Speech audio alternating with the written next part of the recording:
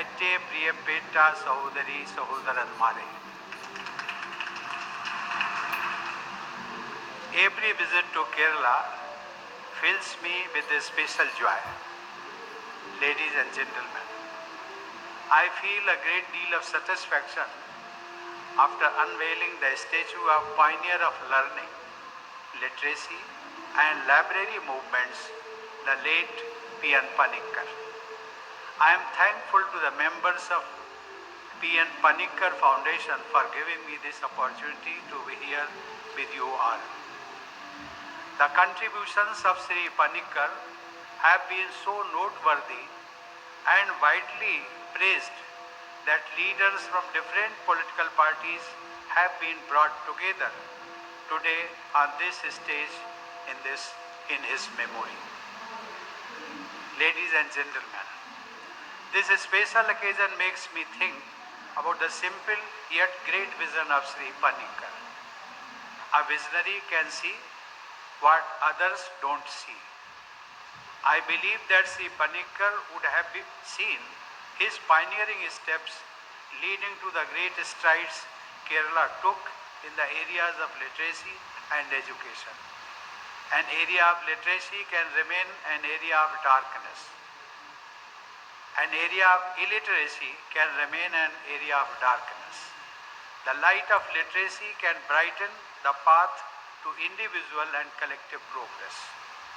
I am told that the young P.N. Panikkar used to read the daily newspapers to groups of illiterate people of different ages. He started a reading center in a small room provided by the local cooperative society in his village in Kuttanad. Sri Panikkar held Mahatma Gandhi in very high esteem. He wanted to remove the evil of illiteracy, which Gandhiji had described as a curse and shame of the country. Sri Panikkar spread a very simple and most potent message, Vaichu Valruka, which means read and grow. Sri Panikkar made libraries and literacy a movement of the people. In fact, he made it a popular cultural movement.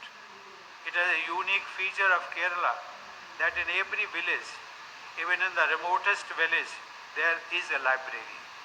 People feel an emotional connect with the library in their village or town, just as they feel a special connect with the temple or church or mosque or school in their village or town. Libraries created by the movement of Sri Panikkar later became nerve centers of all social and cultural activities, of which the literacy movement of Kerala is an impressive example. Children come to read in the libraries. Older people also come to read and meet and discuss issues relevant to them. The credit for libraries having a central place in the culture of Kerala goes to Sri P.N. Panikkar, who connected common people to libraries. It is understandable that when books are made easily available to the people, those who cannot read will find a trigger as well as a facility to read. The Granth Sala Sangam started by Sri Panikkar with about 50 small libraries in 1945, grew into a large network of thousands of libraries. Through this large network of libraries, the common people of Kerala could get to know the thoughts and the ideals of Sri Narayan Guru, Ayyankali, V.T. Bhatt and other great masters. The cosmopolitan outlook of an average person from Kerala can be traced to the library and literacy movement of Sri Panikkar. Ladies and gentlemen, I am very happy to note that P.N. Panikkar Foundation is carrying forward his mission with dedication. The foundation is promoting the cause of digital literacy as a tool to realize the cause of inclusive growth. I am told that the foundation was established about 2 decades ago under the chairmanship of Justice V.R. Krishna Iyer. During my days, As an advocate in the Supreme Court, I closely observed and highly admired Justice Krishna Iyer as a great jurist and judge whose heart would beat for the poor and the downtrodden. Justice Krishna Iyer looked at the system of law as an instrument of social and economic justice. It was only natural for him to get involved in such activities of social development and inclusion. I am happy to note that the Foundation has started digital learning in rural areas since the beginning of this century, and this effort has succeeded in establishing thousands of home digital libraries. This effort of the Foundation is a very meaningful tribute to the memory of Sri Panikkar. I must appreciate the efforts of Professor P.G. Kurian, former Deputy Chairman, Raj Sabha, and Sri N. Balagopal, Vice Chairman of the P.N. Panikkar Foundation, in reaching the unreached through initiatives like P.N. Panikkar National Reading Mission. I have been informed that the Prime Minister Sri Narendra Modi has directed the Foundation to reach 30 crore underprivileged people in the country through the National Reading Mission by 2022. I have been told that the Foundation has made substantial progress in the direction of realizing this target. Ladies and gentlemen, I am happy to note that the commendable work done by P.N. Panikkar Foundation resulted in the setting up of P.N. Panikkar Vigyan Vikas Kendra by the government of Kerala as an autonomous organization. As mandated by our constitution, it is one of the fundamental duties of every citizen of India to develop the scientific temper, humanism, and the spirit of inquiry and reform. The objective of the Vikas Kendra is to reduce poverty through knowledge. The Vigyan Vikas Kendra also seeks to inculcate scientific temper among the youth. Observing the Punyatithi of Sri Panikkar on 19th June as Reading Day is the most appropriate way of paying tribute to the great nation builder. I am happy to note that the Panikkar Foundation has been associated by Niti Aayog to take up the development programs in some aspirational districts of the country. These programs go beyond literacy and utilize the tool of learning to help improve agriculture and biodiversity. Ladies and gentlemen, I am glad to note that the Foundation is celebrating Azadi Ka Amrit Mahotsav by organizing a large number of awareness camps with the help of Gram Panchayats throughout the country. I am very happy that the activities of the Foundation are now spreading to other parts of the country as well as some foreign countries too.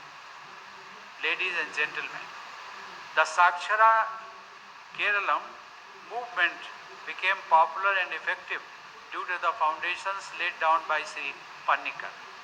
Kerala became the first state to have 100% literacy. The highest literacy and education levels in Kerala have had a multiplier effect. Kerala leads other states on several indices of human development, including aspects of sustainable development. Successive governments in Kerala have kept sustained focus on the agenda of growth and development. Therefore, the state has maintained its leadership position on several markers of excellence.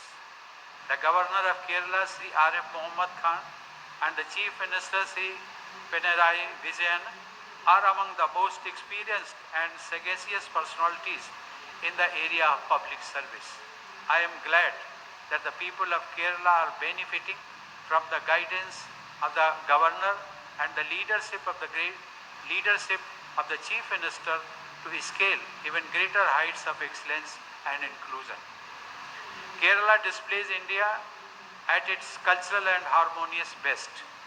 It has attracted people from all parts of the world, absorbed different cultures and religions while maintaining its distinct features. The people of Kerala have earned respect and goodwill in the rest of India and in different parts of the world. The enterprising members of the Indian diaspora from Kerala have not only been sending large amounts of remittances home, but also kept the prestige of India very high in the lands they have adopted as their workplaces. Ladies and gentlemen, the service sector professionals from Kerala, especially the nurses and doctors, are highly respected and relied upon by people everywhere. Recently, when the COVID pandemic affected the entire world, nurses and doctors from Kerala were among the most visible COVID warriors in India, the Middle East, and so many other regions on the globe.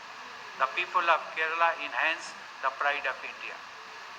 Ladies and gentlemen, I love visiting Kerala also because this state fills me with energy which it derives from its bountiful blessings of Mother Nature.